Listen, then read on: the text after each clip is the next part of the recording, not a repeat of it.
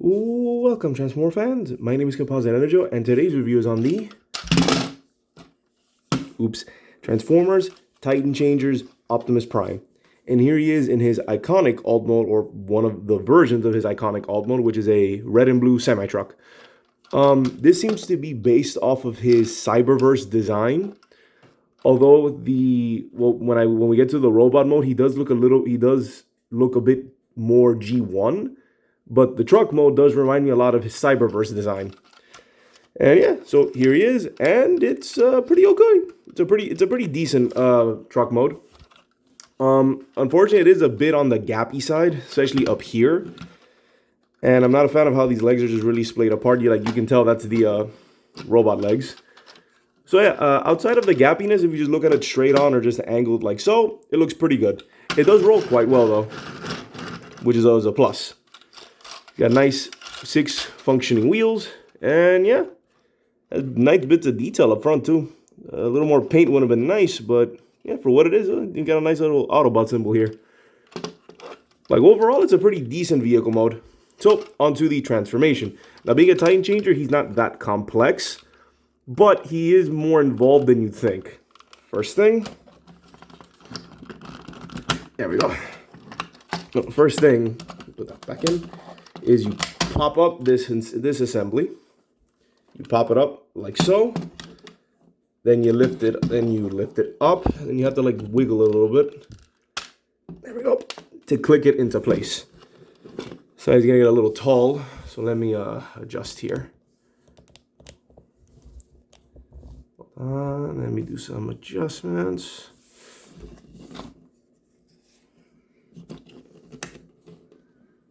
Like so. And then we come to the front. Then we go, pull this out, flip this up to reveal the head, angle this like so, and then put it back. And then it sort of does a soft click into place. And then you push it down to keep it in place. And there we have. Let me adjust a bit. And there we go. Here we have Titan Changers Optimus Prime. And see what I mean? If you look at the head, let me get a close up at his head, the head sculpt. You can tell it's less Cyberverse and more G1. So I'm not entirely sure if this is supposed to be a G1 Optimus Prime, like a traditional G1 Optimus, or if it's supposed to be the Cyberverse version of him. I still say this is the Cyberverse version of him, mainly because he comes from the same generic Transformers line as the other Titan Changer that I have, the Megatron. So I'm just going to assume that this one is it's supposed to be Cyberverse Optimus. And yeah, it looks pretty good. He has a very nice silhouette. He is a bit on the gappy side. It is kind of unfortunate, but again, that's due to the simplicity of the figure, like the simplistic nature of it. Like for what it is, it's pretty good. Articulation, arms are on ball joints, and that's it. Nothing else. I always prefer if there was a little more articulation, but that's pretty much it. I'm also bummed out. I feel that his transformation was a little bit too simple. Especially since you didn't really have the legs, you did nothing with them.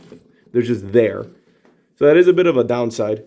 But overall, I will say that look-wise, this looks really, really good. And I think the transformation is complex enough as a good transitionary figure for, the younger fans. Excuse me. So yeah, it's a pretty good looking Prime. No real complaints. For what it is, it's pretty good. Size comparisons. Here we have Deluxe Ratchet and Cliff Jumper. So he is really tall, at least. And then, as a guest appearance, here we have his wave buddy, Megatron. And it's hard to tell, or not really. Megatron is actually a little bit bigger. Well, he's a little taller. Not only on the shoulder, but at the head, he's just a smidge taller.